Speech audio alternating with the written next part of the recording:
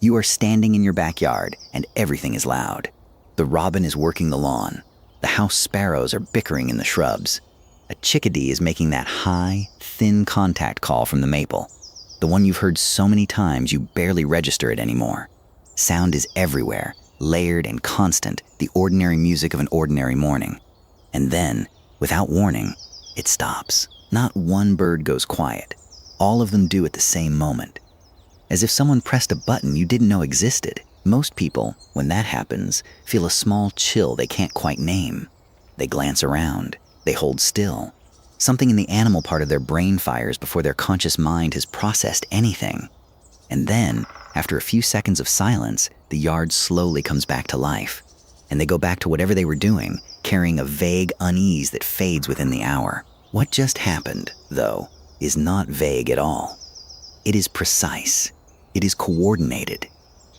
And it is one of the most sophisticated alarm systems in the natural world, operating at full capacity in the middle of your ordinary morning. Welcome to the hidden mind of birds.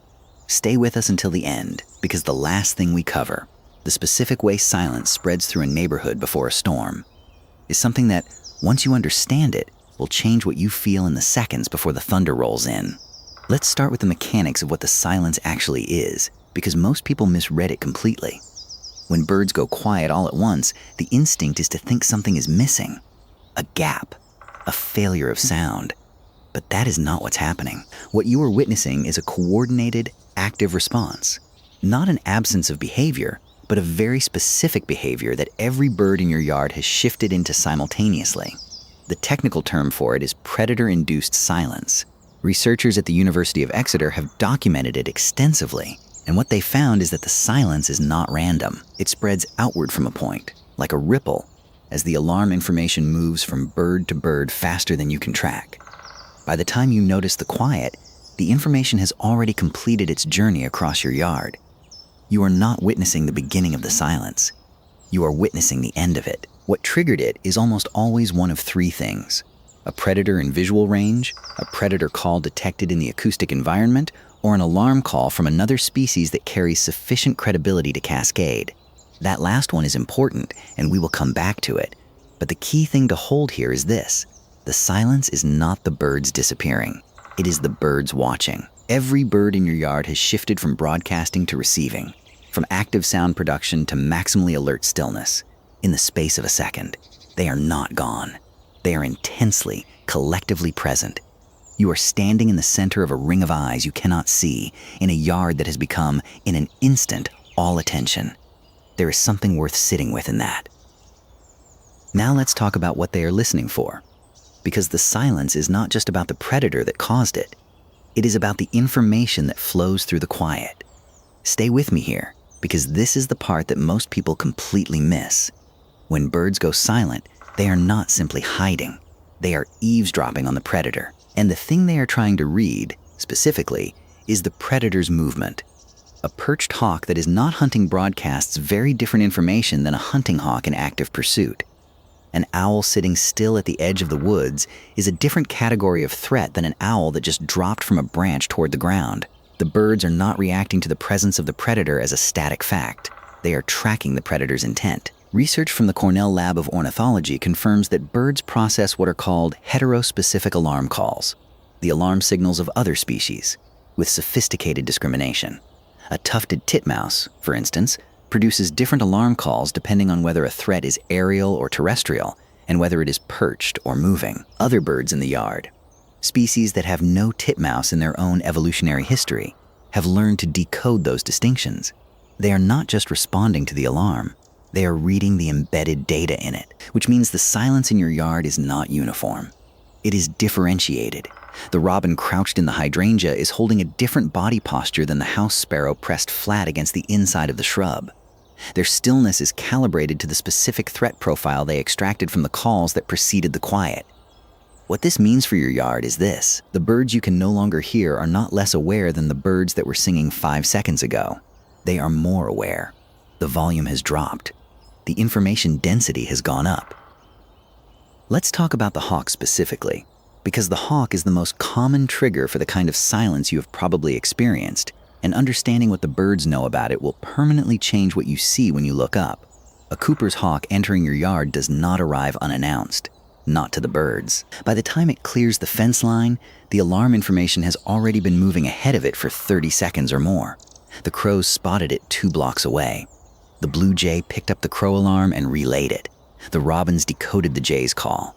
And by the time the hawk is over your yard, every bird has already received a layered, multi-source warning and decided where to be. The silence you hear is the aftermath of that coordination. The state, the yard, settles into once all the decisions have been made, and every bird has moved to its chosen position. The hawk is not walking into an unaware yard. It is walking into a yard that has been prepared for it. Pay attention to this one because most people miss it. The Cooper's hawk usually knows this. Experienced hawks. And they do accumulate experience, will often make a pass without hunting. They come in, they see the positions the birds have taken, they assess whether a strike is worth attempting, and they leave. The birds read that departure too. The silence does not break the moment the hawk is gone. It breaks in stages as the birds confirm, one by one, through calls from outside the yard, that the threat has genuinely moved on and not simply repositioned. The chickadee is often the first to resume calling. Watch for that. When you hear the chickadee's contact call come back after a silence, it is not a coincidence or a quirk. It is often the social signal that the all clear has been passed.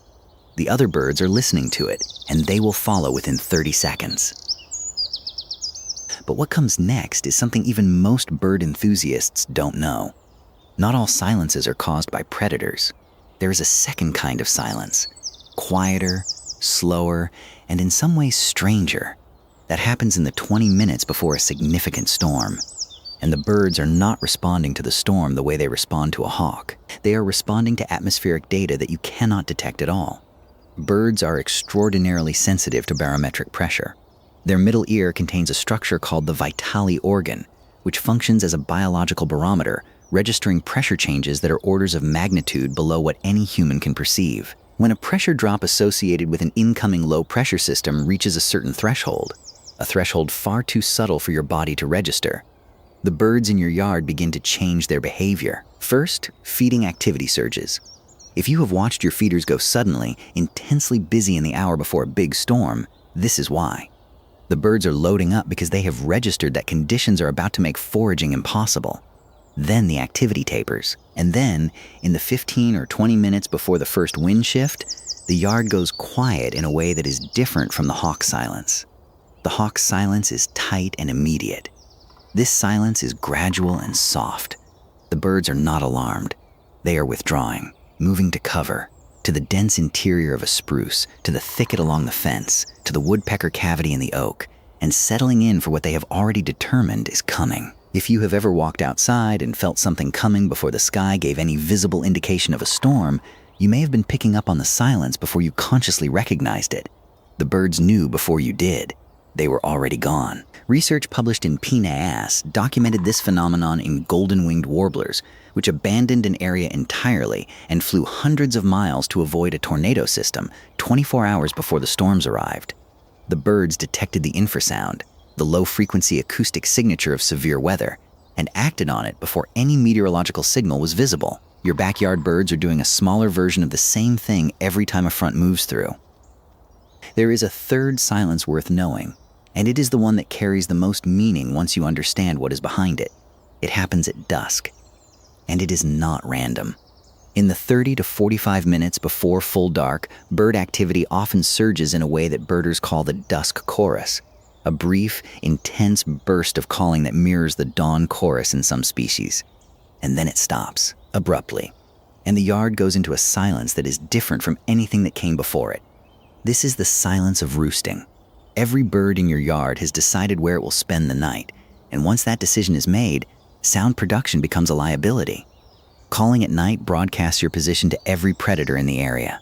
So the birds go quiet not because there is a threat, but because the night itself is a threat, a sustained one, and silence is the strategy for surviving it. A male cardinal, at dusk, will move to dense vegetation, typically a thicket, an evergreen shrub, or a tangle of vines, within a few hundred feet of his daytime territory.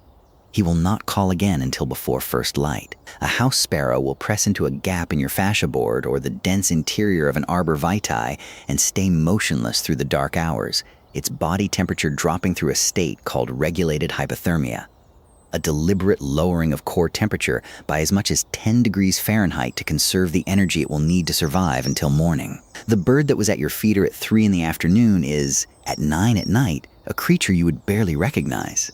Still, cold, silent, tucked into a space you have almost certainly walked past without knowing it was occupied. What this means for your yard is this: the silence of evening is not emptiness, it is density.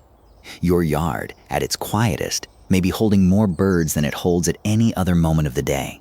They are simply not visible, not audible, and not, in any conventional sense, findable. They are there because your yard is what they chose out of the entire neighborhood as the place they trusted enough to be vulnerable in. Now come back to where we started. You are standing in your backyard on an ordinary morning. The robin is working the lawn. The chickadee is in the maple. The sparrows are bickering in the shrubs. And then it stops. You know now what you are standing inside. You know that the silence is not absence. It is a coordinated shift from broadcasting to receiving. You know that the alarm information traveled ahead of the threat, moved between species that have learned to trust each other's calls, and cascaded through your yard in a ripple you didn't see because it was already complete by the time you noticed the quiet. You know that every bird in your yard is watching, that they have each made a specific decision about where to be and how to hold their bodies, that the silence is not the birds leaving you. It is the birds doing exactly what they have evolved over millions of years to do, doing it at full capacity in your yard on a Tuesday morning. There is something in that if you let it land. Not grandeur, exactly. Something quieter than that. The feeling of being surrounded by creatures who are, in ways you can barely parse, more alive to their moment than you are to yours. And who chose, despite everything, to be in your particular yard. Tell me in the comments. Have you ever felt that chill before you could name it? Have you ever stepped outside and known, from the silence alone, that something was out there? I want to hear what happened. I read everyone. I'll see you in the next one.